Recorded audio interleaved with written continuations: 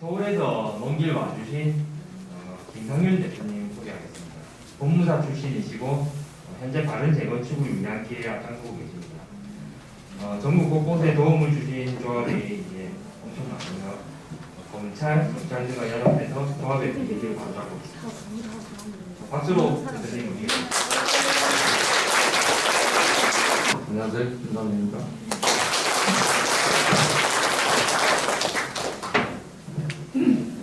마스크를 쓰고 처음 해봐도 아주 답답하네. 뭐랄까, 답답해서 마스크를 벗었는데 지금 아까 우리 마 대표님이 대충 설명을 하셨더니 대충 하시는 것 같더라고요. 제가 운영하는 카페를 워낙에 거의 매일 보시는 것 같아요. 그래서 제가 드려야 될 말씀을 하면 대부분 설명하지 않을까 싶긴 합니다. 수업이랑 마찬가지입니다만 지난주에는 해운대 우동역이라고 잠깐 우리 나대표님도 오셨어요.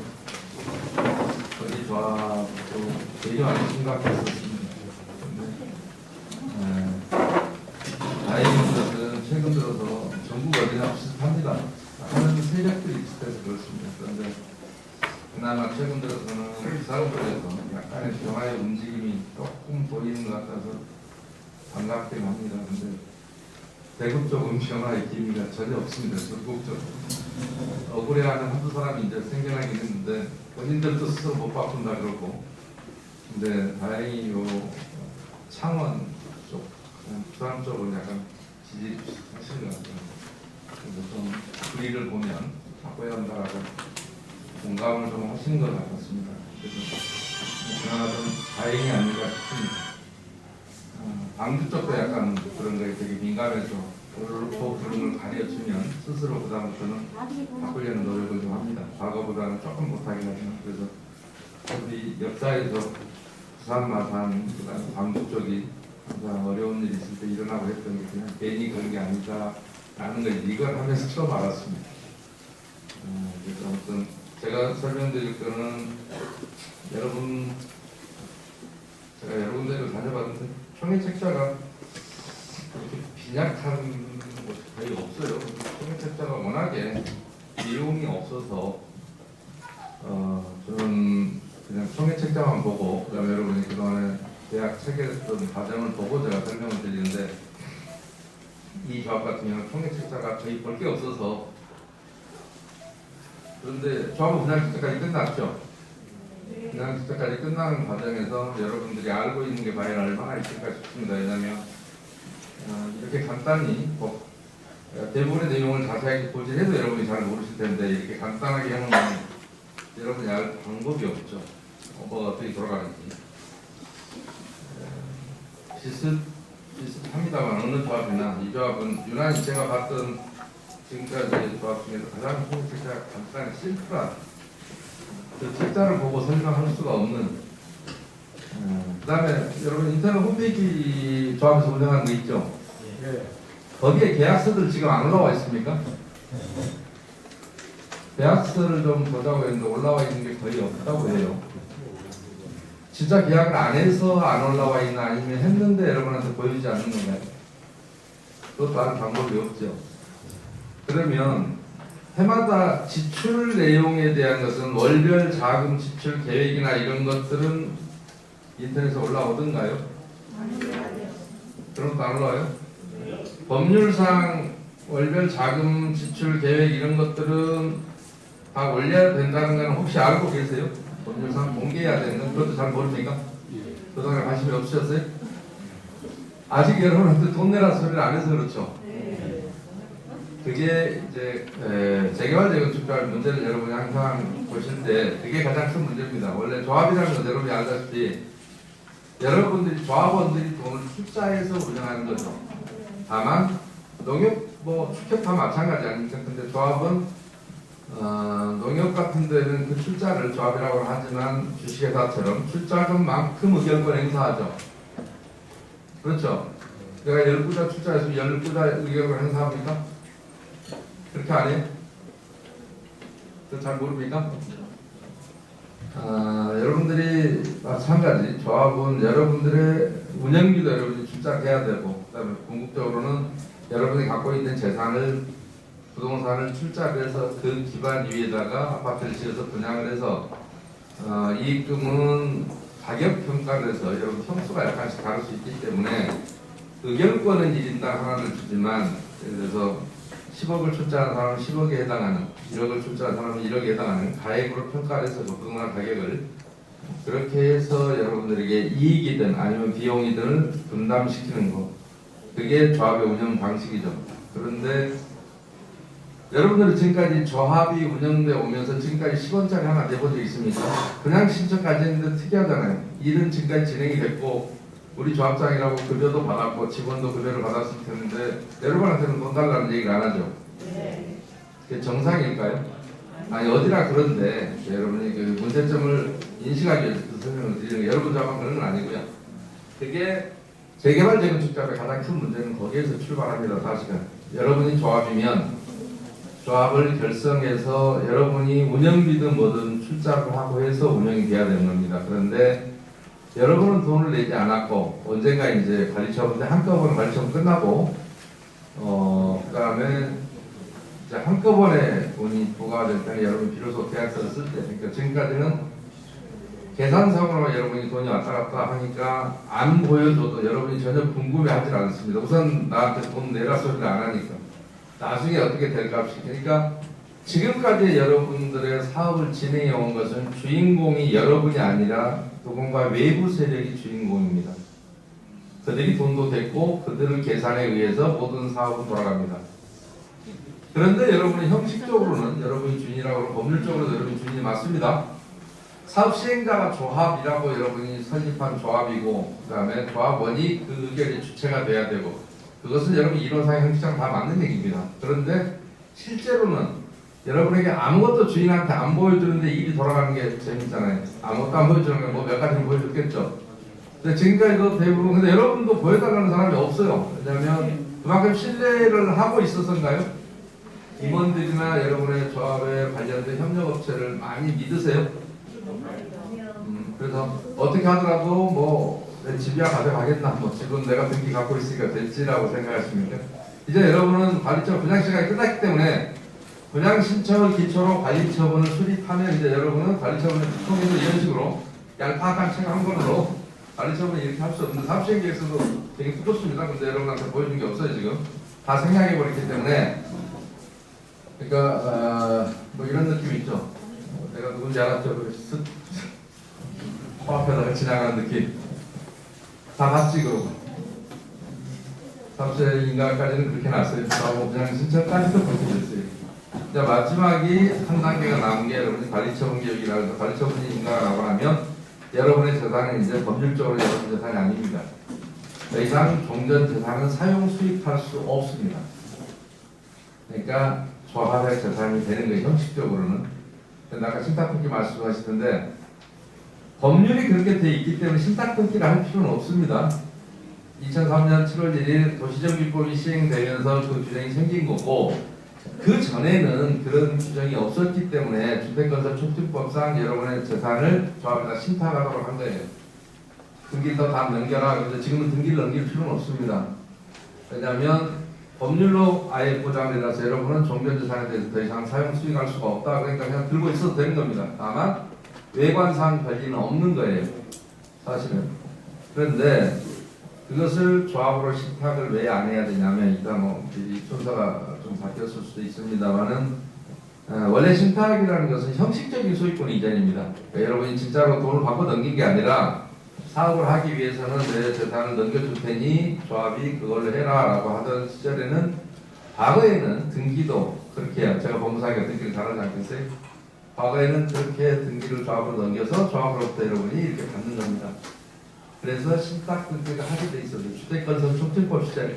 옛날에는 재건축은 주택건설 촉진법에 의해서 했고요.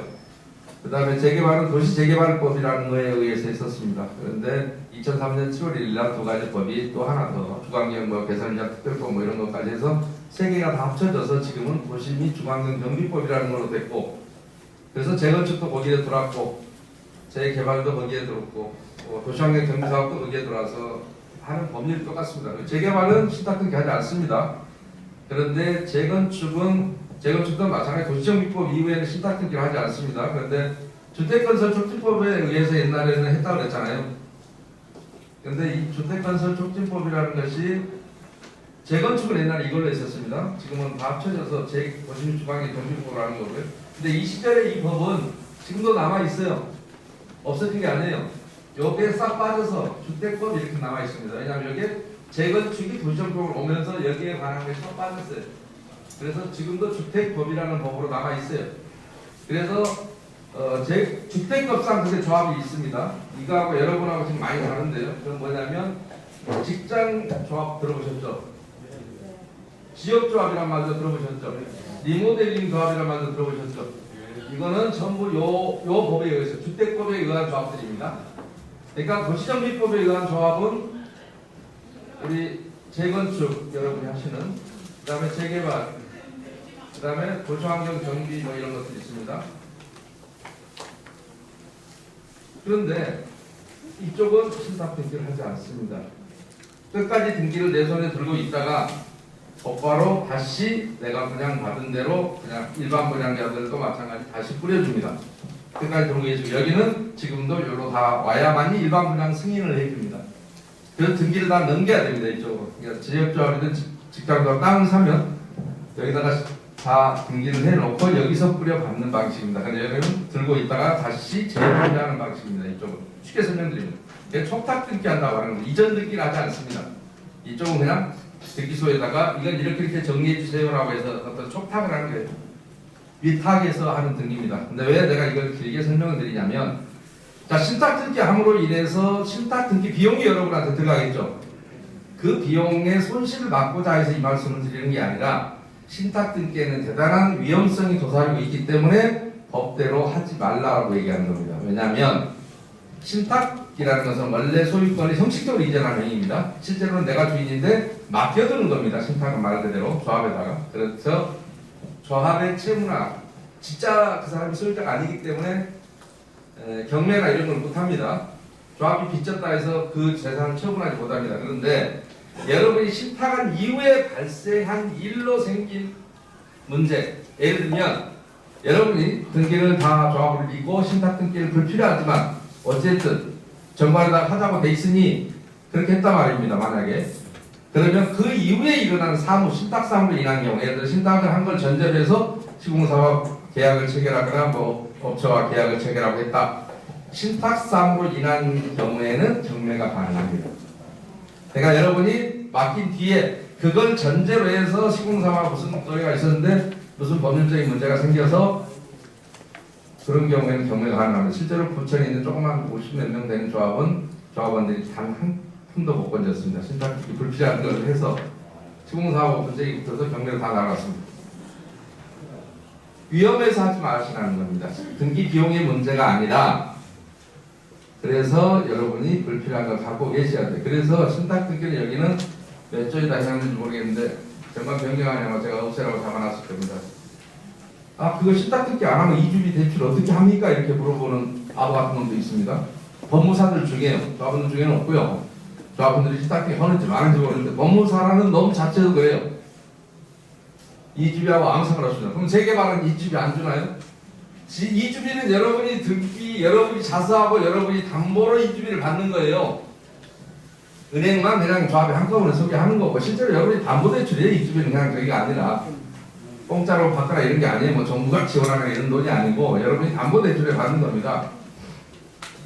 그렇기 때문에 저거는 불필요해서 하지 마셔야 되고, 나중에 아직은 이번에 총리개최연구소를 만들어 드렸습니다만은 법률과 틀린 정황들도 많고 그래서 나중에 여러분이 들어가서 차분히 하시라고 그랬고, 그 외에 우선 급한 것만 여러분이 주인이 되는 조합을 만들으셔라 해서 요즘 항상 문제가 되는 게, 여기는 그래도 비교적 OS를 안 썼다고 얘기 들었습니다만은 OS를 써서 총회를 하다 보면 여러분의 눈과 귀를 가리는 경향이 많아서 여러분이 직접 앞으로 의결권 행사하십시오. 그러려면 OS가 누가 방문해서 여기 찍어라 저기 찍어라 하는 걸 못하게 하려고 그 부분이 가장 조합에서는 큰 문제라서 정관 변경 그 부분만 했고, 나머지는 여러분이 이 다음에 새로운 집행부가 만약에 여러분 의지대로 그동안에 혹시 잘했다고 그러면 옛날 집행부를 신유했으면 되고 이게 조금 바꿀 필요가 있다 뭔가 그러면 새로운 집행부 구성하시고 그때는 반드시 이렇게 잘못된 정관 규정들은 다 고치셔야 될 겁니다. 그렇지 않으면 그걸 그대로 믿고 재개발에서 재건축에서 한결같이 이 짓을 하고 있다 보니까 최근에는 아주 웃긴 현상이 재개발에서도 이걸 하자고 따라가는 미친놈들이 간혹 있어요. 간혹 한 100개 조합당 하나 정도씩 있습니다. 기가 막힐 노릇입니다. 없어져야 될 유물이 오랫동안 살아남았는데 여러분들 또 과거에 이 법이 생긴 지가 17년이 넘었는데 17년 전 법에 의해서 하던 것을 여러분 다 하고 있다. 그러니까 쪽팔리죠. 불필요한 심사평 왜냐면 저게 왜 안 해야 되냐면 저게 만약에 필요한 거면 저 등기한 대로 그대로 이제 해야 되는데 저 등기를 하느라고 돈이 들어가고 또 저 등기를 말소하는데 법무사는 그냥 뺏겨낸다고 합니다만 정확한 용어는 말소죠. 말소하느라고 또 비용이 또 들어갑니다. 쪽팔리잖아요. 그러니까 어떤 놈이 돈 쓸 데가 없어서 땅을 한 집쯤 파느라고 돈을 주고 조금 있다가 다 파놨더니 메꿔 그러고 또 돈을 준다면 분명히 그놈은 또라이일 겁니다. 여러분의 신탁 등기가 그런 겁니다. 파느라고 돈 들고 나중에 필요가 없거든요. 이대로는 등기가 안 돼요. 다시 백개서 원위치 해놔야 등기가 된다고요. 그러니까 또 원위치 않은 등기를 해요. 그 미친 짓을 하고 있는 게 신탁 등기라는 말씀은 우선 비용상으로도 그렇습니다. 그래서 하지 않으셔야 된다는 말씀 드리고요. 근데 뭔 얘기가 다 엉뚱한 데로 갔어요. 지금 신탁 등기. 그래서 여러분들이 그 처음부터 여기는 왜 그런 문제가 생겼냐, 왜 이게 얇아서 형식책자가 얇아서 내용을 거의 알 수가 없냐면, 그리고 제가 여러분한테 설명드릴 수 있는 것도 이 총회에서 빼꼼하게 조금 보여준 것밖에는 설명드릴 수가 없어요. 왜냐하면 자료가 없어서 홈페이지에 가봐도 아무것도 없어서 이렇게 아무 계약을 했는데 안 보여주는 건지 안 해서 안 보여주는 건지 도대체 알 수가 없어서 조합마다 설명드릴 게 자세하게 많지는 않다라는 안타까움 때문에 그 설명을 드리는 거예요. 그런데 그 이유는 뭐냐면 총회 책자가 너무 얇아요. 이게 전체를 다 합쳐도 다른 조합에 한 번 총회 책자보다 훨씬 얇거든요. 지금까지 수십 번에 여러 차례 총회를 했죠. 그래서 내용을 알 수 있는 방법 자체가 없어요. 신이 아닌 이상 알 수는 없습니다. 그리고 여러분은 저 앞에서 보여주는 것만 보기 때문에 안 보여준 것에 대해서 우리가 알 방법 자체가 없어요. 그러니까 왜 이렇게 정보가 깜깜하게 공개가 안 되고 있는지는 잘 모르겠어요. 진짜로 아무 일도 안 했는데 여기까지 신통망통하게 사업소인가 부장님까지 왔다면 정말 이건 신의 기적입니다. 그런데 뭔가를 했을 텐데 보여준 게 없어서 계약서들이 없어요. 그러니까 뭔가를 하려고 했던 흔적들을 보면서 제가 설명을 드릴 수밖에 없습니다. 그 흔적들을. 그래서 그 흔적을 하나하나 가보겠습니다. 그래서 아까 총회 같이 설명을 드릴게요. 그래서 총회 아까 그 정관 변경은 그래서 제가 꼭 필요한 하도 많이 되고 있는 제3자가 개입하지 못하도록 여러분이 열심히 의견을 행사하는 방향으로 정관 변경 안을 하나 우선 그 방법 하나 잡아드릴게요. 그러나 여러분이 장기적으로 가시면 신탁 등기나 이런 건 다 없애셔야 된다라는 말씀드립니다. 그리고 나머지 규정도 현행 법률에 안 맞는 것들이 너무 많습니다. 아주 옛날 거를 착실하게 100개 쓰고 있어서 그래서 조금 현행 법률에 맞게 정관을 좀 수정을 하셔야 될 부분이 많이 있습니다.